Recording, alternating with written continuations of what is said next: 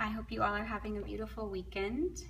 I wanted to talk a little bit about grief and what to do when your heart feels grief and when you feel really sad. I woke up yesterday feeling really heavy grief, really sad, and I just wanted it to go away.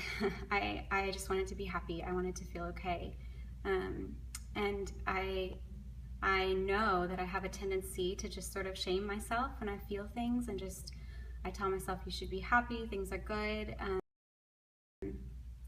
I grew up hearing that it's not okay to not be okay, and I think a lot of people have grown up. And so I woke up feeling really heavy with grief yesterday, and the Lord led me to this passage in the Bible where God himself is in the Garden of Gethsemane, and he knows that he's about to die, and it says Jesus went and he plunged into a sinkhole of dreadful agony, and he said to his disciples, sorry, I'm just feeling it. He said to his disciples, I feel bad enough right now to die. And he wept tears of, not tears of blood, but he wept until he sweated blood. And his friends fell asleep, and then another one of his best friends betrayed him that night. And I just wanted to encourage you that it's okay to grieve, and that God himself grieved, and he knows exactly what it's like.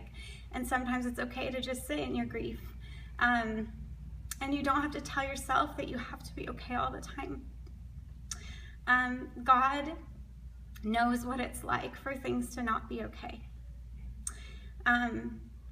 My fiance was recently in a serious motorcycle accident 4 months ago, and he is being healed really miraculously, and it's such a beautiful thing, and I have believed really strongly he's going to be healed, and I still do, and he's come such a long way.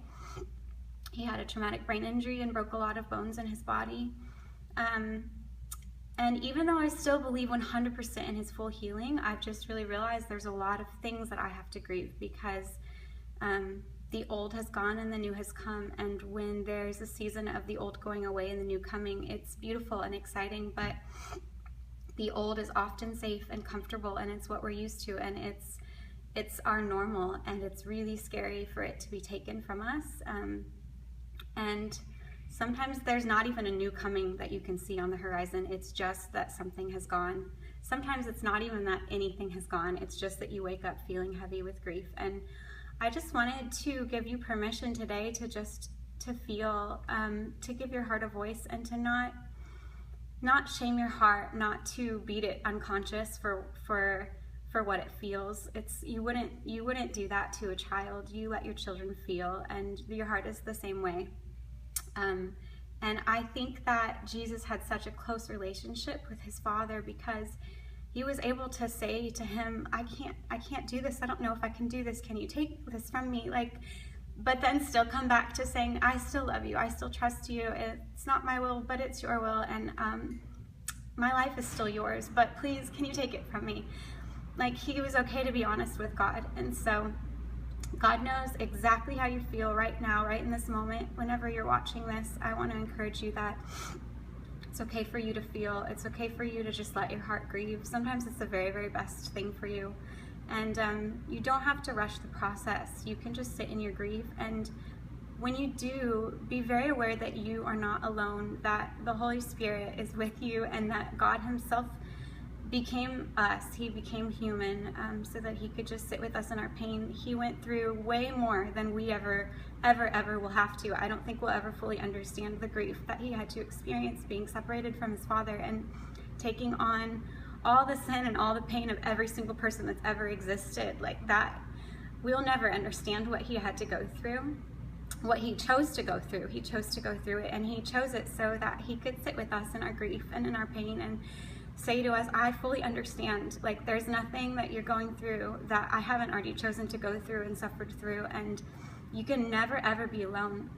He's not just with you, but he's literally in you. He lives in your heart, and he feels every single thing that you're feeling at this exact moment, exactly the way that you're feeling it. It's not that he just empathizes with you, it's literally that he feels it exactly the same way that you're feeling it. So You literally could never, ever, ever be alone. There's nothing that you could go through or experience or feel, joy or grief, that he isn't fully experiencing with you. So I just want to encourage you today, just feel your heart, feel your grief if you're feeling grief, feel your joy if you're feeling joy. Let your heart have a voice, and let yourself be known. Let him know you. Just feel that he knows you, and feel that he's there with you. And yeah, just sit there with him. And honestly, when I did that yesterday, I felt like the plug was pulled on my grief, and I felt joy rush in, a lot of joy.